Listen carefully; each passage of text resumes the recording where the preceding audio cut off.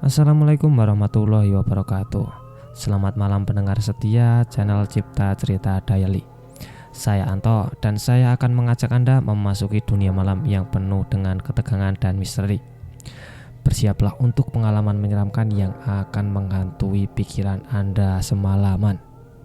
Dan pada kesempatan hari ini saya akan membacakan sebuah kisah horor yang berjudul Rumah di Samping Makam. Cerita ini ditulis oleh Twitter @banana. Tanpa banyak basa-basi lagi, mari kita langsung saja ke ceritanya.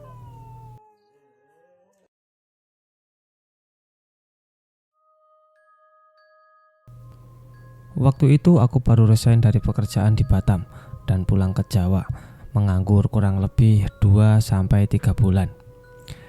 Kakak pertamaku memang seorang wira swasta, sebut saja namanya Tika. Tiba-tiba dia menawari pekerjaan sementara, yakni menjaga salah satu cabang tokonya di kecamatan yang tidak bisa disebutkan. Maaf ya. Dan kebetulan toko tersebut adalah rumah lama peninggalan salah satu nenek kami. Nah, Mbak mau buka cabang toko lagi nih. Kira-kira kamu mau jagain gak ya? Daripada Mbak harus merekrut pegawai lagi, mendingan kamu aja yang jaga. Gimana? Lah, aku PP dong Mbak. Maya nih kalau motoran setengah jam bolak-balik. Aduh, gak usah lah. Gimana kalau kamu nginep aja? Hah? Nginep? Nginep di rumah Pean? Enggak, bukan gitu maksudku. Kamu jaga toko sekalian tidur di rumah Mbah. Aku langsung melongo dong. Mau tahu sebabnya? Karena rumah Mbah yang mau dibuka cabang toko itu persis sebelahnya terdapat sebuah makam keluarga. Aku jelasin persis biar kalian bisa punya sedikit bayangan tentang rumah Mbah. Meskipun terletak di wilayah yang masih kota dan lumayan rame, tapi ketika malam wilayah pertokoan di jalan ini termasuk sepi dan jarang toko yang buka. Rumah Mbah termasuk satu-satunya bangunan tua yang ada di jalan tersebut. Tepat di sebelah timurnya ada sebuah makam keluarga. Meskipun bukan hanya yang masih kerabat yang dimakamkan di sana, bisa dibilang itu adalah pemakaman tua dari zaman Belanda yang memang sudah ada. Di sisi makam timur terdapat Masjid Jami, di utara makam terdapat sekolah TK. Jadi makam tua ini memang diapit beberapa bangunan. Di bagian selatan dibangun tembok yang tidak terlalu tinggi. Jadi dari jalanan kalau melewatinya kalian masih bisa melihat beberapa bunga kamboja berwarna merah. Rumah Mbah terbagi menjadi dua sisi barat dan timur. Sisi barat ditempati oleh kakak sepupuku yang juga dibuat tempat usaha lebih dulu. Panggil saja dia Kak Lisa. Nah, sisi timur inilah yang akan kutempati, persis sebelah makam tua tersebut. Oke, kita back on story ya. Aku sempat ragu menerima penawaran dari Mbak Tika, mengingat rumah sisi timur dibiarkan kosong selama bertahun-tahun sejak Mbah meninggal. Ngomong-ngomong gimana nah? Kamu mau kan? Mbak emang gak bisa kasih banyak sih, tapi kamu gak usah khawatir deh. Soal makan Mbak yang tanggung. Sebenarnya sih aku mau menolak, tapi mengingat situasi dan kondisi keuangan yang sudah menipis dan karena masih belum mendapatkan pekerjaan, akhirnya aku terpaksa menerima tawanan tersebut. Ya wes Mbak, gak apa-apa, ntar tak jagain, mumpung aku belum dapat panggilan kerja lagi. Nah gitu dong, minggu depan siap-siap boyongan ya. Besok tak mulai nyuruh arek-arek buat bersih-bersih dan mindahin barang-barang dagangan. Ya saat itu aku cuma tersenyum aja, dalam hati membatin, gak apa-apa, rumah mbahku sendiri aja kok, gitu. Sehari sebelum pindahan Mbak Tika ngadain selamatan dan doa bersama di rumah Mbah dengan hanya mengundang kerabat terdekat. Kami sekeluarga sedang duduk mengitari sebuah nasi tumpeng yang cukup besar di atas sebuah karpet. Aku memandangi sekeliling rumah, tak ada yang berubah sejak 12 tahun terakhir. Cat tembok berwarna putih dan atap rumah yang sangat tinggi khas rumah bangunan tua. Kulihat sarang laba-laba berwarna pekat di sudut-sudut pojok tembok yang tinggi. Tentu saja tidak ada yang bisa menggapai untuk membersihkannya kecuali dengan sapu plafon dengan panjang di atas rata-rata. Saat itu tiba-tiba Mbak Tika menarik tanganku pelan. Yuk nah, Aku tunjukin kamarmu.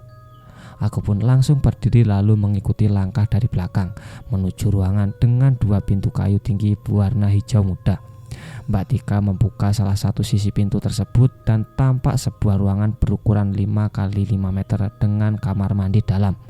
Kamar itu lumayan gelap dengan hanya sedikit penerangan cahaya dari ventilasi kecil di sana. Itu adalah kamar utama Mbah dulu sebelum meninggal. Di sisi utara kamar tersebut tampak sebuah jendela berpintu kayu tanpa kaca dengan tralis besi sebagai penghalangnya. Memang sudah cukup bersih, hanya saja udara di dalamnya sedikit pengap. Mbak Tika akhirnya membuka kedua pintu jendela kayu tersebut. Aku hanya bisa menghela nafas pelan mendapati sebuah pemandangan yang pasti membuat siapapun sedikit merinding. Di baliknya terdapat sebuah pemakaman tua dengan beberapa pohon kamboja berbunga merah. Meskipun masih siang, suasana makam itu tetaplah senyap dan dingin. Nah, jangan pakai kamar mandi dalam yang ini ya, pakai kamar mandi di belakang aja. Loh, kenapa Mbak? Keran dan saluran pipanya rusak, gak sempat diperbaiki. Lagian emang kamu gak takut apa pakai kamar mandi ini? Sering dipakai Mbah dulu loh. Jujur saat itu aku gak begitu senang dengan candaan Mbak Tika. Kemudian setelahnya Mbak Tika meninggalkanku sendirian setelah ada yang memanggilnya. Kemudian aku duduk di tepi ranjang yang memang disediakan sambil kembali memandang sekitar. Ceklek.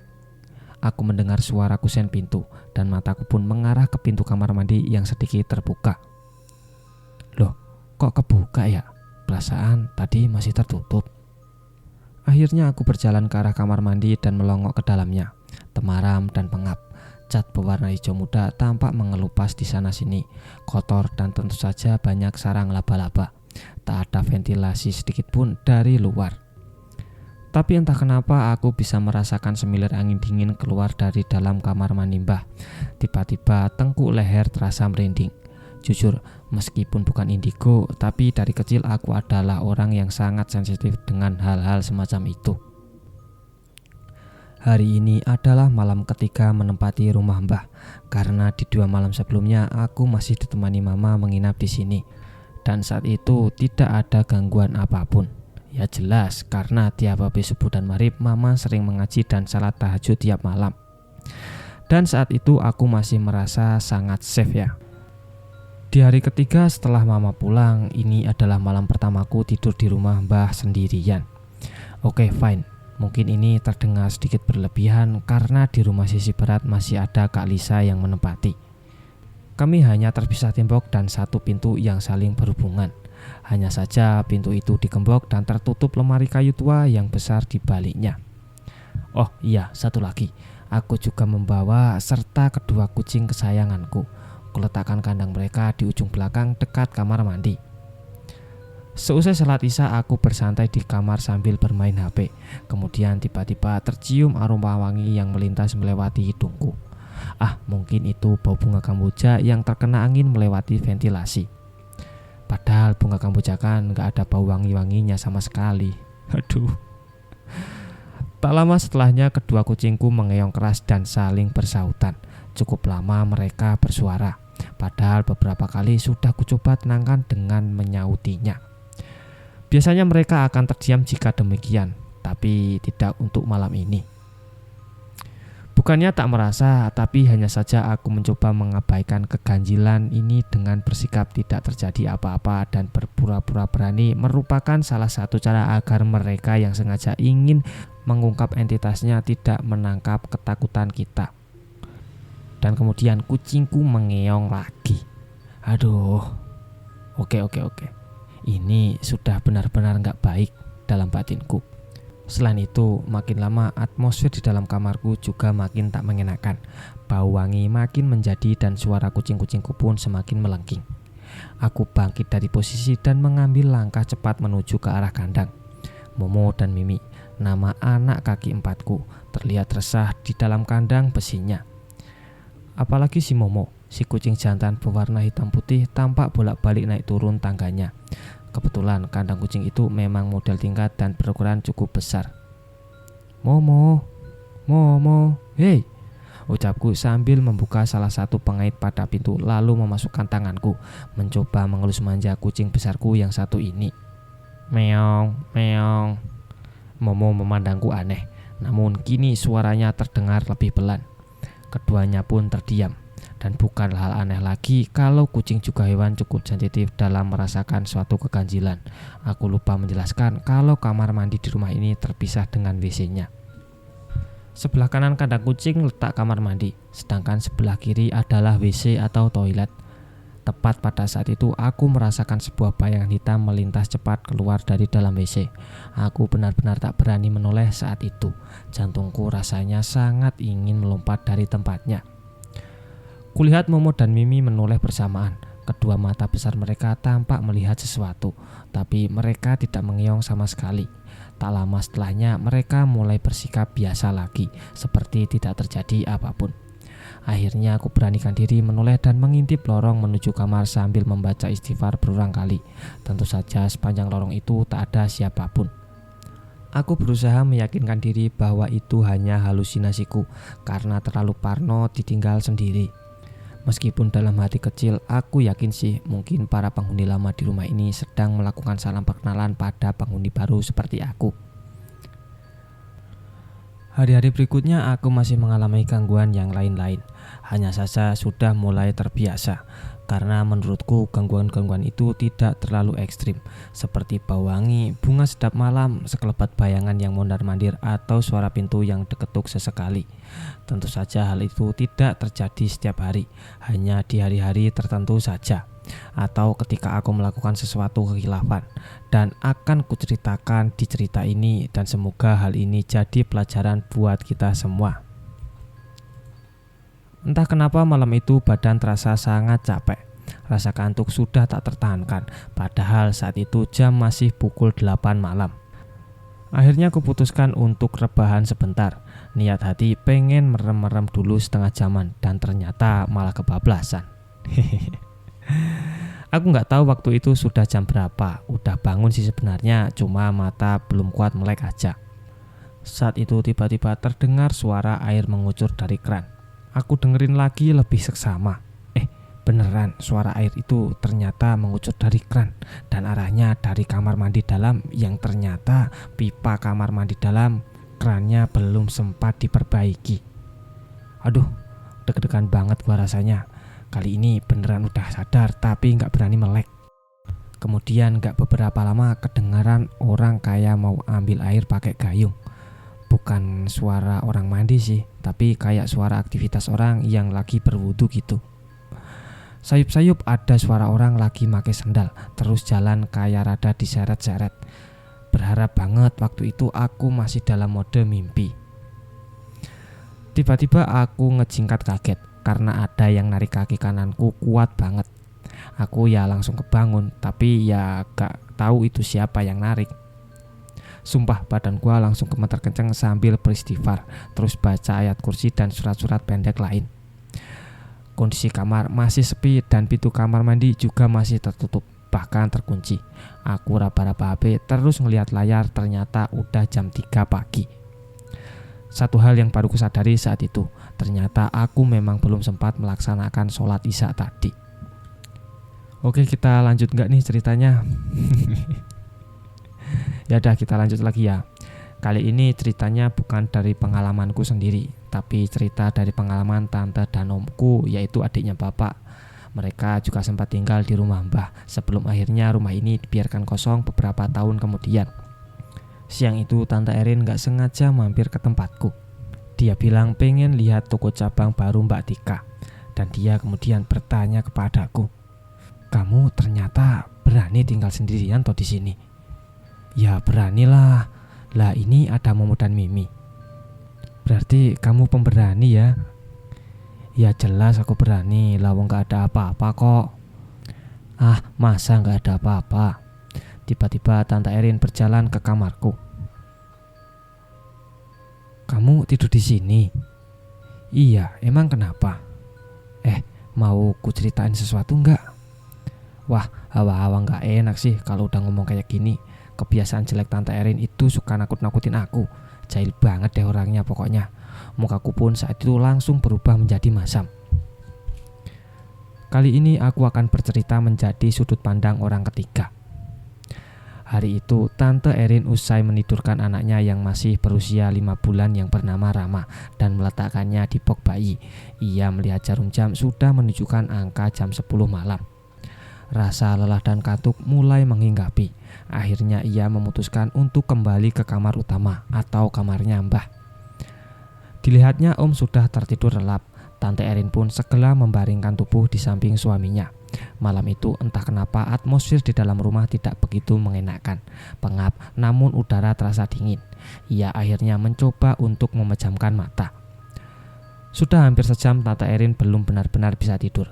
Suara detik-detik jarum jam pun terdengar sangat jelas di telinganya. Tiba-tiba terdengar suara pintu yang diketuk sangat keras. Tante Erin pun langsung kaget dan langsung terbangun.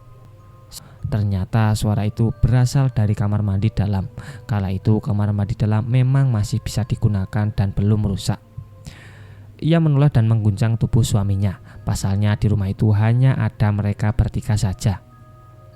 Mas, ayo mas bangun. Suara apa itu mas? Tapi Om tidak bergeming sama sekali. Brak, brak, brak.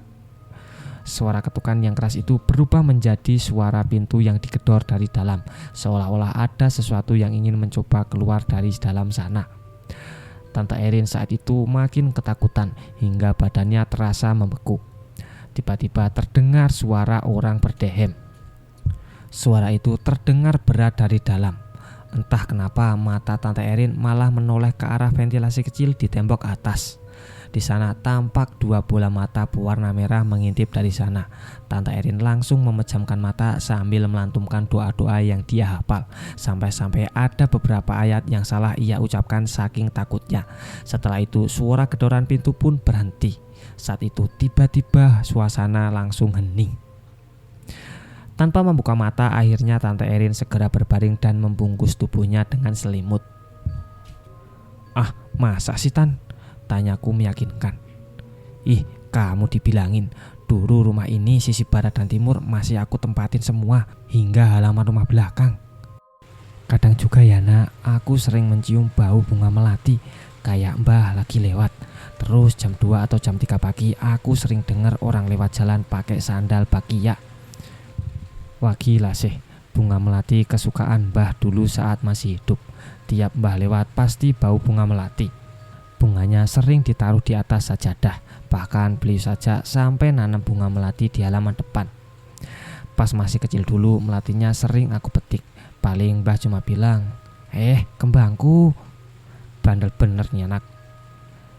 Gara-gara cerita dari Tante Erin aku pun jadi parno tiap kali ngelihat lubang ventilasi dan pintu kamar mandi dalam.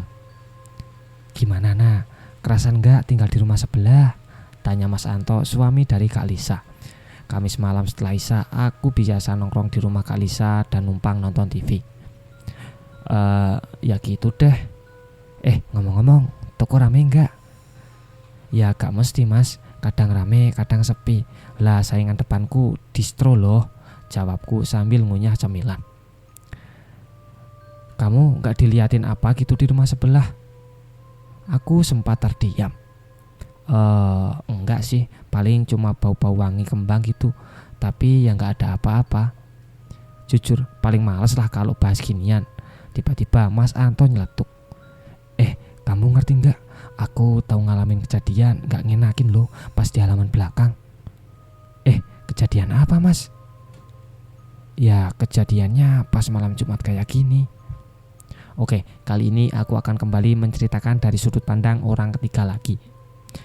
Kamis malam Jumat lagi, Mas Anto baru datang dari kota Surabaya tempatnya bekerja. Setelah meletakkan tas dan berganti pakaian, ia pun duduk bersantai sambil menyalakan TV. Hun, boleh aku minta tolong gak? Ucap Kak Lisa tiba-tiba sambil membawa nampan cetakan kue. Duh, aku baru datang, masih capek ndak? Ayolah Hun, aku mau bungkus kue-kue pesanan orang, gak bisa ditinggal nih. Minta tolong apa sih? Angkatin jemuran baju, takutnya ntar basah gara-gara kena embun kalau nggak segera diangkat. Iya, Akhirnya Mas Anto bangkit dari tempatnya dan berjalan menuju halaman belakang. Aku jelasin dikit sebelumnya tentang gambaran di halaman belakang. Jadi rumah Mbah ini memang modelnya memanjang ke belakang. Di halaman belakang selain untuk tempat menjemur juga berfungsi sebagai tempat menanam beberapa jenis sayur dan buah-buahan. Bisa dibilang halaman belakang seperti kebun kecil. Tak hanya berfungsi sebagai kebun, tapi dulu Mbah juga memelihara beberapa binatang. Di antaranya ayam kalkun, angsa burung, dan ayam. Dulu pas masih kecil, aku sama kakakku langganan dikejar soang kalau pas lagi main di halaman belakang. Biasanya untuk menghalau seseorang soang, kami siap sedia bawa tongkat bambu kecil yang sudah dibelah, panjangnya kurang lebih 1,5 meter. Lanjut ke cerita Mas Anto. Mas Anto akhirnya sampai di halaman belakang. Suasana saat itu katanya dingin banget, tapi nggak ada sama sekali. Mas Anto mulai melepaskan penjepit dan mengangkat jemuran satu persatu. Setelah hampir separuh, ia mengambil sisa jemuran. Tiba-tiba ada yang melemparinya batu kerikil. Mas Anto menoleh dan gak ada siapapun di sana. Ia pun kembali melakukan aktivitasnya. Kratak. Kali ini malah dilempar pasir. Mas Anto yang kaget langsung menoleh ke arah bekas kandang. Terdengar suara berat orang yang sedang tertawa. Ia pun memicingkan mata dan mengamati dengan seksama sesuatu di balik pohon asem yang berada di kandang. Tampak sesuatu bertubuh tinggi besar dan berbulu berdiri di sana. Jamput emang, serapah Mas Anto kemudian. Tanpa pikir panjang, ia pun segera berlari masuk dan menutup pintu rumah belakang, tak memperdulikan sisa jemuran yang masih tertinggal di sana. Antara pengen ketawa dan takut juga sih dengerin cerita dari Mas Anto. Sampean sih Mas, gak baca-baca doa dulu. Pokoknya waktu itu aku takut banget, gak sempet baca doa. Bahkan gemetaran pas lagi ngeliat genderuwo itu. Aku juga baru ingat kalau pas kejadian itu ternyata malam Jumat Legi. Pokoknya aku kapok gak berani lagi kalau harus ke halaman belakang setelah waktu Isya. Ogah aku. Dulu kata Mbah, memang kebun belakang merupakan jalan lewatan bagi genderuwo. Jadi kalaupun ada orang yang berdagang atau berjualan di dekat halaman belakang rumah Mbah, kebanyakan dagangannya akan sepi dan jarang laku. Udah beberapa bulan aku stay di rumah toko Mbah dan alhamdulillah jarang terjadi gangguan-gangguan lagi. Mungkin mereka rada-rada capek kali ya, karena aku sekarang bersikap pura-pura tak peduli. Dan kebetulan ini hari kedua aku lagi dapet alias haid. Badan terasa sakit semua dan mood lagi gak bagus banget. Hampir seharian aku menyalakan musik dari laptop dengan suara sound system yang cukup keras. Beberapa kali juga ada sekelebat bayangan lewat di sepanjang lorong. Bau wangi bunga, bahkan beberapa suara aneh lain. Namun aku tak hiraukan.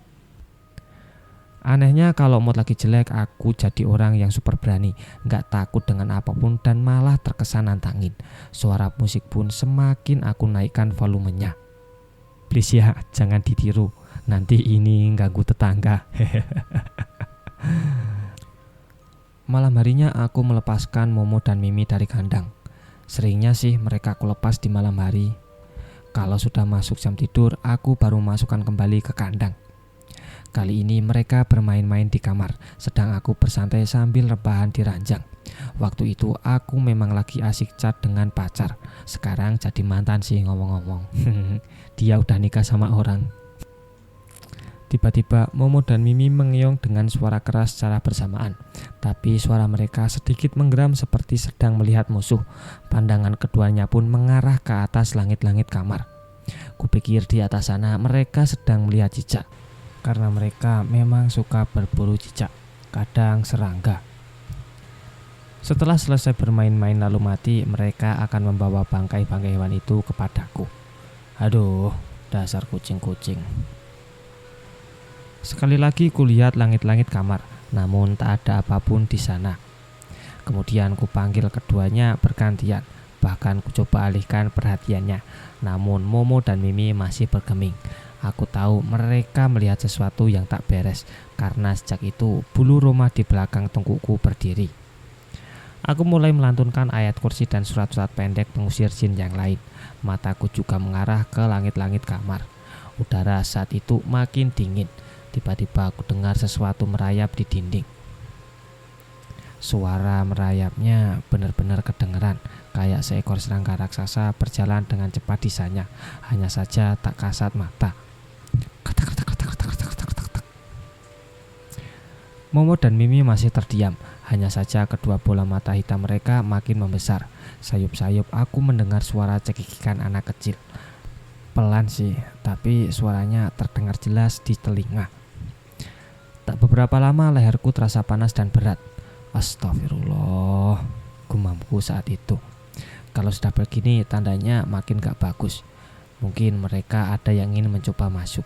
Tapi sialnya lagi aku dalam kondisi sedang tidak suci. Bagaimana aku bisa tahu? Ya karena sebelum-sebelumnya aku pernah beberapa kali membantu proses orang ruqyah. Segera aku nyalakan lantunan murotal ayat-ayat suci Al-Quran. Sekitar 10 menit aku bergulat dengan mereka secara mental batin dan ikut membaca beberapa ayat. Ini benar-benar gak mudah, aku serius. Pernah suatu ketika aku baru selesai mengambil wudhu dan akan melaksanakan sholat isya. Kalau gak salah waktu itu sekitar jam 9 malam. Tiba-tiba terjadi pemadaman listrik dari pihak PLN. Posisi waktu itu tepat lagi di depan kandang kucing. Aku kagetlah saat itu. Dan baru kali ini aku menghadapi situasi mati listrik di rumah Mbah. Orang pas lagi rumah terang aja aku rajin digangguin, apalagi kalau dalam posisi gelap-gelap begini. Aduh. Nah, dari dulu Momo dan Mimi juga gak suka dengan situasi gelap gulita gini. Mereka juga ikut panik. Akhirnya aku beranikan berjalan pelan-pelan menuju kamar mandi sambil meraba-raba sekitar, takutnya nabrak lemari atau kursi. Niat hati segera mengambil HP sebagai langkah pertama penerangan. Malah dengar suara. Srek, srek, srek. Suara kaki yang diseret tepat di belakangku. Aku spontan berhenti dan gak berani noleh. Sumpah, otomatis deg-degan saat itu. Benar-benar gak siap batin menghadapi mereka dalam kondisi sekarang ini. Aku pun kembali melangkahkan kaki dan suara itu makin cepat mengikuti. Aku pun juga ikut setengah berlari yang berakibat jempol kaki kananku nabrak pintu. Aku juga merasakan ada hembusan dingin tepat di tengkukku. Kutahan rasa nyeri jempol. Bodoh amat. Rasanya kalau gelap gini entah kenapa nafas juga ikut sesak ya. Akhirnya aku raih HP yang berada di atas meja dapur. Tanganku gemetaran saat itu, sampai-sampai pas mau nge-swipe layar HP aja nggak bisa-bisa. Tepat saat mau ngehidupin center mode, tiba-tiba ada yang niup kuping kiriku kenceng banget. Untung nggak ada riwayat jantung aku saat itu. Ya Allah. Seperti yang sudah aku bilang sebelumnya, makhluk-makhluk seperti mereka bisa memakan rasa takut kita menjadi suatu energi. Makanya pas kejadian mati listrik, mereka berhasil melakukan kontak lebih intens denganku karena aku benar-benar lemah secara mental saat itu. Ngomong-ngomong, saat ku arahkan senter ke arah sekitar, aku juga bisa melihat jelas beberapa anak kecil butak yang sedang berlari-lari lewat gitu aja. Hanya itu saja sih, dan selanjutnya ku habiskan semua stok lilin yang kupunya dan ku nyalakan di seluruh rumah. Oke, mungkin cukup sekian dulu ya cerita dari gua. Kita sambung next episode lagi.